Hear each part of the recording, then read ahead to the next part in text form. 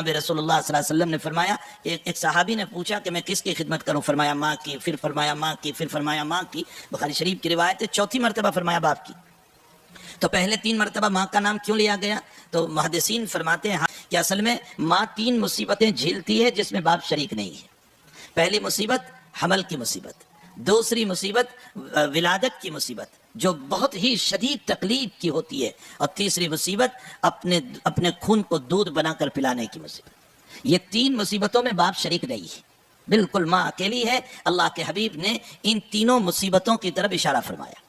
اور چوتھے نمبر پر تعلیم اور تربیت کا مسئلہ ہے، اور یہ باپ کی ذمہ داری ہے. اس لیے نبی اکرم صلی اللہ علیہ وسلم نے چوتھی مرتبہ باپ کا نام لیا. لیکن یہ بھی مطلب نہیں ہے کہ آپ بالکل ماں ہی کی خدمت میں لگ کر کے باپ کی توہین کرنے لگو. اس لیے کہ روایتوں میں بتایا گیا کہ اگر ماں جنت ہے تو باپ جنت کا دروازہ ہے. ظاہر سی بات ہے کہ دروازہ اگر نہیں کھلے گا تو جنت میں جا کہاں سے سکتے.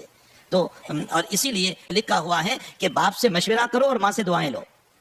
بہت اچھی بات لکھی کہ باپ سے مشورہ کرو اپنے مسائل کے اندر، اور اپنی ماں سے دعائیں لو کہ امی میں یہ کام کے لیے جا رہا ہوں، اس کاروبار کے لیے، فلاں کے لیے، آپ میرے لیے دعا کر دیجئے. تو باپ سے مشورہ لو. ماں ظاہراً یقیناً اس کے آنسو بہتے ہیں، اور باپ جو خلوتوں میں روتا ہے نا اس کو کوئی نہیں دیکھتا ہے. باپ کی تنہائیوں کا جو رونا ہوتا ہے، اور باپ جو تنہائیوں میں آنسو بہاتا ہے، اور وہ فتح پرانے جوتے پہن کر کے اپنی اولاد کو نیا جوتا پہناتا ہے، اور فتح پرانے کپڑے پہن کر اپنی اولاد کو نئے کپڑے پہناتا ہے، لیکن وہ باپ کی ان چیزوں کو کوئی نہیں دیکھتا ہے. اس کی وجہ سمجھ لو، اصل میں تہذیب عیسائیت کا غلبہ ہو چکا ہے.